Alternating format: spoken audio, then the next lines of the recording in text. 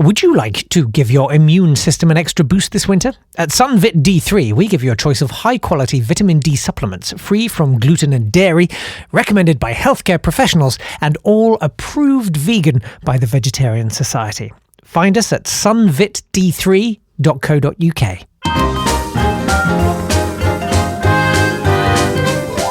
Hello there, welcome to the podcast. Now, if you were stuck on a desert island with a pig, this is a question vegans get asked quite a lot. The question is, what food would you share with a pig as you became best friends? And in fact, is this like a cuddly veganized version of Life of Pi, where actually is an actual pig and everything works out fine? Anyway, today our guest is a powerhouse in the vegan food scene in America and in Europe too. In fact, in London, with restaurants sprouting up faster than mung beans in a humid jam jar. And I invoke such a simile because his focus is very much on raw food, which kind of feels like the next step on my own journey that I keep kind of putting off. It's like tidying up the back bedroom. Tomorrow. Definitely. A dozen cookbooks, dozens of restaurants, and hundreds, if not thousands, of students to whom he has passed on his legendary skills. Matthew Kenney, welcome to the podcast.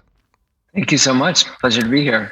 It's wonderful to have you here. You are an absolute giant on the vegan scene, and particularly you're a pioneer in the raw scene. So I'm fascinated to find out what kind of foods you're going to choose to take on this desert island with you. The way it works is you get to pick around half a dozen foods you love, and they can be full-blown dishes, they can be snacks, they can just be ingredients, and you can tell me why you love them, and I will nod enthusiastically, trying not to interrupt because I get overexcited. So, you want to kick off? What do you want to start with? Well, avocado is always at the top of my list. Avocado on its own as a have a few different snacks, but one of our chefs who's been with us a long time created this dish called an Avocado Tikka, and I believe it's still on our menu at Des. And it's basically a really, it has to be a really perfectly ripe avocado with a curry leaf yogurt, which is made from cashew, and a fermented potato flatbread.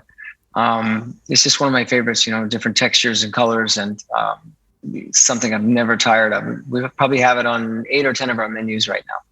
That sounds amazing. I mean, I feel like step one, find El Dorado. A perfectly ripe avocado is such an elusive thing, isn't it? It's really, here in California, we have pretty good luck with them. We do some work in Mexico, so we have good fortune with them there. In the colder climates, it's not always as consistent. But on this desert island, I'm just projecting perfect climate for year-round avocados. That's such a good point. I mean, avocado is just a wonder food. Do you have any top tips for spotting a ripe avocado? I feel like, you're a man who's smashed a lot of avocados in his time. I think a lot of people buy them when they're too ripe. And at that point, if you're in a gourmet market or grocery store, they've probably been tossed around and could be a little bit damaged. So my preference is to get them just as there's a tiny bit of flexibility when you touch it, and leave it out at room temperature for a couple of days. And, refrigerating them, I find it just, for me, takes away a little bit of the flavor. So that's the trick in general. And if you're using something for like a guacamole or a softer, type of usage, sometimes they're used inside a dessert or a smoothie, then they can be a little softer. But I like them firm without feeling the least bit unripe. So there's a little bit of an art, an art to it. There's a 20-minute window for that. You've got to get the sweet spot in the life of an avocado. And has that always been a thing for you, avocados? Because you've been effectively vegan for a long time now. Yes, I've been vegan for 21 years. Wow. So, yeah. It has been a thing since I moved to New York. I grew up on the coast of Maine, and we had a very seasonal climate, cold climate. So avocados were not really available. I don't really remember having them at all as a child, but once I moved to New York and was introduced to such a wide variety of foods and farmers markets, then, became one of my favorites right away. Amazing. I love the sound. I'm dying to know more about your fermented potato flatbread, just because The world of raw food is not one I'm as familiar with as I do have this nagging feeling I ought to be. But fermentation fascinates me. Do you ferment the potatoes?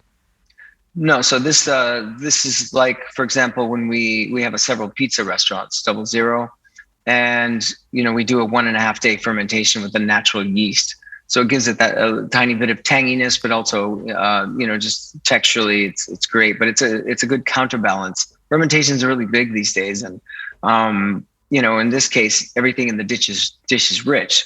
The curry leaf yogurt is relatively rich, and the avocado, of course, is slightly rich. So to offset that a bit with a slight fermentation, it really creates the balance we're looking for.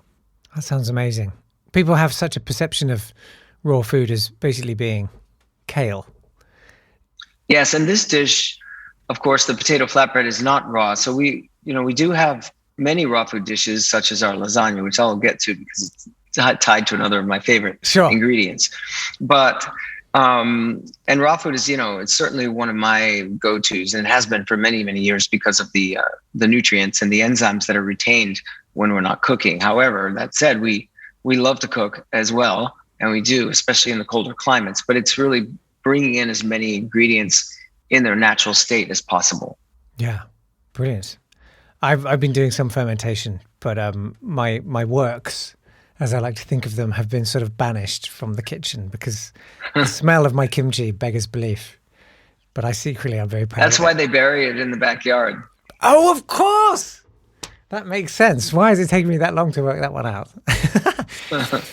Okay, so and I want to find out, because I got to get the measure of you. Where do you stand on avocados in sweets? Like, you often get like avocado chocolate truffles or cheesecakes and stuff.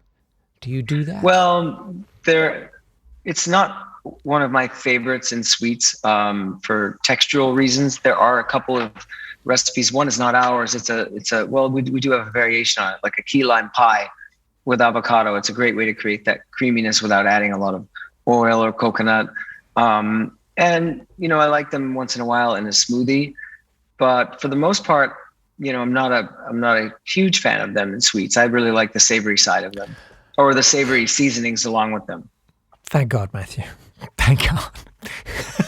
I can't. I wish I could, but I can't get there. I'll get there one day. Well, I have an issue thinking about them. They discolor so quickly, and I can't get that perception out of my mind, even if they're in a recipe where there's a lot of citrus, and that wouldn't be the case. I still think about that avocado. For me, it's a food that is best eaten, as quickly as possible once it's open. Good call. Very good call. Okay, avocado. What do you want next on your desert island? It would be tomato, or tomato. I grew up with a wide variety of heirloom tomatoes. Of course, they came very late in the season in Maine. It would be August before we'd see good tomatoes, and they would continue until the first frost, which was in November. And that was really when we would eat them. And it's the same now. I want them to be fresh, but fortunately, there's so many hydroponics and greenhouse tomatoes that are also really good. And the list is really endless, but it kind of applies to the raw food in that heirloom tomato lasagna is one of the first vegan dishes I ever created that actually worked out, because the first 50 that I tried to create, they went away. Sure. But thank you for taking that hit on our behalf. Appreciate it. It was a big adjustment going from traditional French cooking to plant-based and not really using heat in the beginning. Of course we do now, but I tried to find a dish that resonated with all the flavors people love. And this lasagna has an heirloom tomato marinara, pistachio pesto, and a macadamia ricotta. So it was like cheese, pesto, tomato, and layers of zucchini and more fresh tomato and herbs and so forth. And it became a mainstay because it's so colorful and vibrant, and the flavors are they really come through very directly. Super clean dish, and probably the most, common dish among our restaurants globally. Amazing. Anything that's got lasagna written on it's got to be a winner as far as I'm concerned. Okay, well, you're coming dangerously close to an insalata tricolore here. You've got avocado, you've got tomato. What's next? Well, I'll throw a little bit of a curveball then. The mushroom family, exotic, wild, or cultivated. I've always loved them. And excuse me. One of my favorites is actually cultivated, the king oyster mushroom, which I just love the texture. Not always readily available, not as much as like a shiitake or oyster mushrooms, but I also love the exotic mushrooms like porcini mushrooms in the winter. And I love pairing mushrooms with truffle, whether it be in a pasta. But I'd say one of our most popular dishes is at 00. It's our pizza concept where we have 5 locations, and we do a truffle and mushroom pizza with kale. And it's the most popular dish and something that I never tire of. Okay, so what's the base? The base is a truffle garlic cream based on cashew. And then it's just layered with the kale and the mushrooms and the truffle. Amazing. That sounds sublime. I mean, the king oyster mushrooms everyone's kind of, I see it on social media and stuff. Everyone's going wild for it. And I keep sort of wistfully eyeing them up in shops and thinking maybe I should have a go. But I don't know what to do with them. What do you do? Like if I just gave you a king oyster mushroom and said, prepare this for me. Yes. Well, apart from telling me to get out, what would you do with it? So, okay. So the king oyster mushroom, my favorite way to cook it is to slice it thin lengthwise, about, a quarter of an inch or eighth of an inch, and to saute it simply with olive oil, salt and pepper, and deglaze it with lemon juice, and then layer it with a salad, a little truffle oil, possibly like a little bit of chopped hazelnut. Very, very simple. It's like one of my favorite textures, and I really love it. We'll be back with more of Matthew Kenney's Desert Island Dishes directly. Vitamin D has been proven to support your immune system and improve your health and well-being. So if you need an extra boost, Sunvit D3 supplements are vegetarian and vegan approved by the Vegetarian Society and recommended by healthcare professionals for people of all ages. We guarantee the highest pharmaceutical quality thanks to the knowledge and precision we put into developing every one of our products, which we make with you and your family in mind. Find us at sunvitd3.co.uk, where our brand new website will be coming soon. Welcome back. Before we come on to your next pick, I want to ask you, what food do you absolutely hate? What is the food that we should absolutely not serve to Matthew Kenney?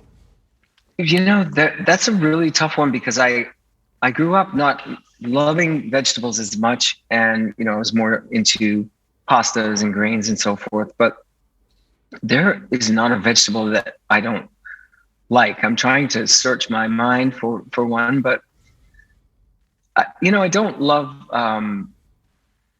I don't love the allium family, so I don't really care for leeks. Yeah. Okay. And it's something that I grew away from. I mean, I used to use garlic and onion and leeks and shallots and scallions in everything. And now I do use it judiciously. But like, for example, a leek salad in a French restaurant, I used to love that. And these days it's just too pungent for me. And it's something that, I would definitely avoid. I would probably hide the plate if you serve it to me. Okay, that's a good call. And also, I find, certainly in this country, leeks are at least 15% grit. Like, I've never successfully washed a leek, and I've tried. I strip those things right down. They are very hard to, they're really hard to clean, and they can be great. I don't know why I used to love it, but if I have a leek dish early in the dinner, it kind of ruins my palate for the rest of the meal. Interesting. I'm curious to kind of go alia free for a bit, just to see. It's not something. Well, a lot of people gravitate away from it as they get older. It depends on our body type and how we respond to. It's a stimulant, so It depends on how we respond to that. I'm very excitable generally. So, okay, let's move on. What you got for us next? Well, It's not really a food that one eats by itself, but the one ingredient I can't live without is the lemon. And, it's kind of like the avocado. It's a staple. Lemon, avocado, tomato would be always available to me. And having a lemon tree would be amazing, especially if we had also a Meyer lemon tree. I mean, I grew up eating lemon meringue pie that my grandmother would make, and I, still love a plant-based version of that. But I also love preserving them and using them in stews, like a tagine, Moroccan tagine. And it really just, I don't cook that much with vinegar. I love to cook with citrus, and I find it to be just a way to wake up the flavors. And there's certain things that I cook, if I don't have that lemon, that it's just kind of flat for me. So that would be an essential, and I like to have it in my water first thing in the morning as well. It is. It becomes almost a condiment, doesn't it? Like salt or pepper. It's like your kind of go-to seasoning. I've kind of got very into lemon and lime. Absolutely. Yeah, that's a really good call. And of course, the blossoms would smell so good. Yeah, I mean the other variations of citrus as well. In our garden at one of our restaurants, we have a kaffir lime tree. And, I loved handing that to one of the guests, and you just carry it and you're just so fragrant and stays that way for days. But it's also a great ingredient for certain types of dishes. That's amazing. I'm guessing that's not your London restaurant. No, we don't use them a lot because it's hard to get them fresh all the time. But when we can grow them, it's fantastic. Yeah, amazing. How much time do you spend traveling? Because you've got like 40 odd restaurants. We're involved in, including the ones that are in development, we're involved in about 60 restaurants, but we also have, and it's in many countries, all the way from Maldives to Brazil. We have other businesses as well as, our education and other initiatives that we're involved in. But I don't travel as much as I used to. The one, I guess, upside of the pandemic is that we did learn to work using technology a little bit better. So, of course, traveling when absolutely necessary is important, but we found a way to stay in touch with our teams and to provide content and training through our digital platforms. For example, we have a relationship with a hotel group in 10 of their properties. So we set up our enterprise system with video and photography and very clear content. And in a way, it provides more consistent support as opposed to myself or one of our chefs going there for a week. And whoever experiences that, that's great. The hands-on, you can never beat that. But at least with the digital training and digital support, we can they can repeatedly go back and refer to it. Yeah, of course. Yeah, that makes a lot of sense. Okay, avocado, tomato, king oyster mushroom, no leeks, lemon. You got any more? How many more you got? Well, I think in my fridge, I always have garnet yams or sweet potato. I have this go-to dish that's nothing that we'd serve in the restaurant necessarily, but it's a go-to for me at home certainly, and that's baked garnet yam with a little bit of coconut butter and sea salt and now, lime. Am I right? Is that because? Forgive my ignorance, but it may just be an American terminology thing. Is that the sweet potato with the white flesh? Or the orange flesh? It's orange. Okay. It's a larger one. Yeah. Very, very orange inside, a little bit bigger in the middle. And it's just the texture. It's great. And I don't mash it. I just, roast it and I like the skin as well. Mm-hmm. And I'll just usually have that with maybe a little bit of some type of wild mushroom. I like to make a dressing from tahini, lemon, and miso. And some type of green, whether it be a broccoli rabe or sauteed kale or steamed kale. It's just been my go-to for years. If I'm home cooking for myself, that's what I go to. And it always is kind of my comfort food, I guess. It's a perfect comfort food, that, nice, warm, comforting carbs. Sounds divine.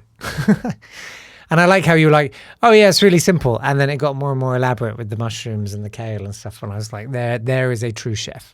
What can I bring to the party? Yeah, I can make it quickly though, like the tahini miso dressing. Just whisk a little bit of tahini miso, a lot of lemon juice, sea salt, and sometimes I'll add some finely chopped ginger to that, and a touch of water, and it takes me 3 or 4 minutes. So Yeah. once you get, that's the beauty of, I guess, of being a chef. You can make things really quickly. That's one of the things we always try to share, so that people are more comfortable cooking at home, because it really doesn't have to be super complex. Yeah, that dressing, so it's got all my favorite things in it. I don't know why I haven't put them together before. I should do that. Amazing. Is there any more? Have you got another one, or are we done? We would need a cashew tree, because,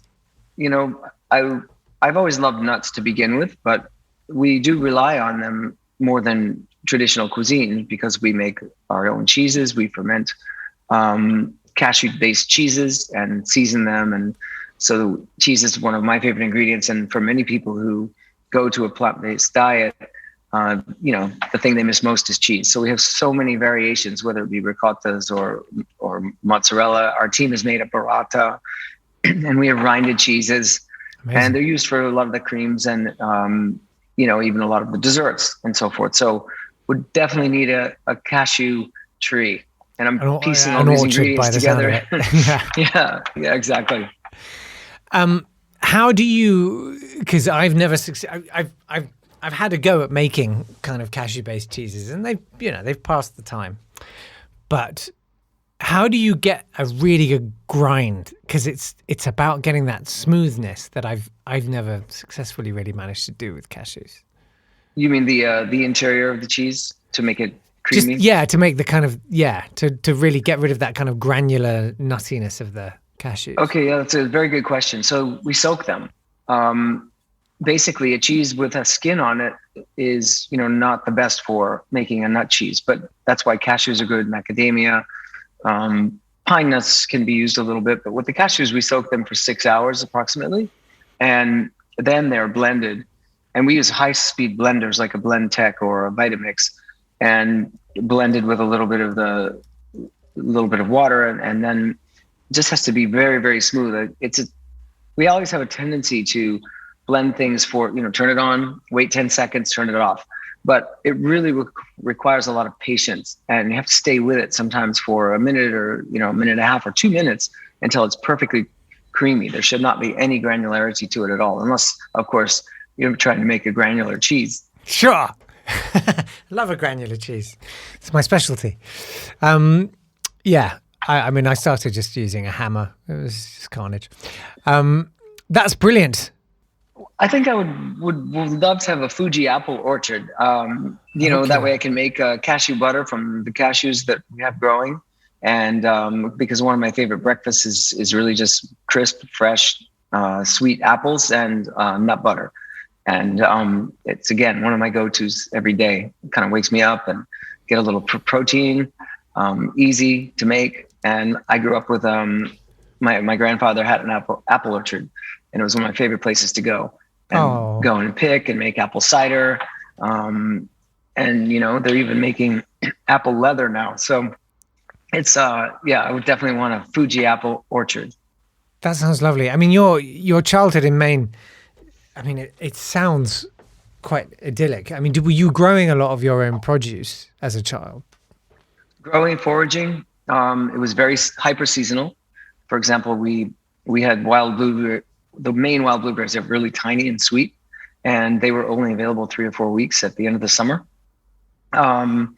We always had a garden in the backyard with corn and radishes and different types of tomatoes and different types of legumes. We had strawberries growing around the backyard, and wild strawberries in the field in front of our home, and blackberry bushes and wild raspberry bushes kind of around the perimeter of our house. We'd go in the backyard and tap maple trees to reduce and make our own maple syrup, and go to the orchards for the fruits. And my dad would go into the woods during the spring and take me fiddlehead foraging. What's fiddlehead? Oh, you don't have. So fiddleheads are it's a wild fern, and it looks kind of like it's got a stem, and it's like the head of a fiddle, like a curly. Yes. Right. Okay. And it's a very, very nutrient dense wild green, and they're only available in the spring. You have to go near a brook or a stream, forage them. Again, like the leeks, they're very hard to clean. Right. And usually they're steamed and often cooked with vinegar. That's just a classic way of serving them. And it's something that I'm glad it's seasonal. I love them, but I wouldn't love them 12 months a year. They literally look like fiddleheads. I'm looking at a picture now. They're very cool. And, in So Maine, it looks like a very young bracken. Yeah, Is that fair to say, do you think? I think it's fair to say, yeah. And growing up, they were kind of like a natural ingredient. You'd never see them in a restaurant. But once I got to New York, they became trendy. And all of a sudden, all the fancy restaurants started serving them. How funny. You've just been like, yeah, we were doing that when I was a kid. It literally is bracken. But let me just say right now, bracken is toxic if you don't cook it fully. So just watch what you're doing with all of that. That's fantastic. Same with fiddleheads, yeah. They're better cooked. Yeah, amazing. Oh, I love that. How exciting. Is that a spring thing, I'm guessing, with the sort of tender young? Usually in May, yeah. Okay. On the East Coast of the U.S. in May, mid-May, depending on how the season's going. Amazing. Oh God, I want to try that.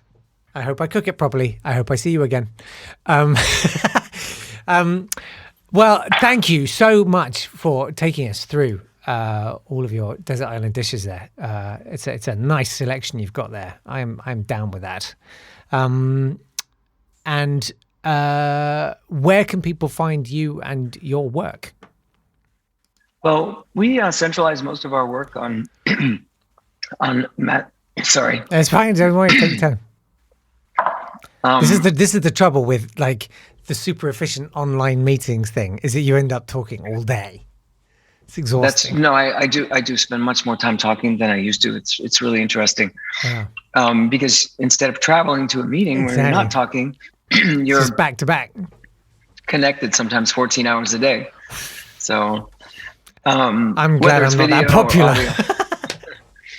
So anyway, we are centralized at MatthewKenneyCuisine.com, and all of our different entities are there. We're working on the development of a digital content platform where we'll be able to offer more services for reservations and just content in general to support people's initiatives and interest in plant-based cuisine. But that's a big project and it requires a lot of additional video and so forth. But for now, it's MatthewKenneyCuisine.com. We have hundreds of pages on our website. It's pretty robust, and for the most part, everything is right there. You heard him. Go and tuck in. That's it for the podcast. We'll be doing one of our more normal podcasts next time. Don't forget, veganlifemag.com is where you can find out more about the magazine. You can take out a subscription. And also you can email us your questions about vegan cookery and that. It's podcast@veganlifemag.com. You can go and buy a magazine if you like. It could even be Vegan Life. Also, we're on the Instagram. Do you do that? It's a veganlife_podcast, I think. Anyway, that's it from me, Jake Cap. Thanks so much for your company. Hey, we've got some announcements coming up soon. We got some stuff we're hoping to do that should be quite exciting. So watch this space. That was a bit cryptic and enigmatic, wasn't it? Well, I've got to try and, spike a bit of interest somehow. Anyway, in the meantime, from me, Jake Cap, thanks very much. Bye. This has been a Swanburst Media production.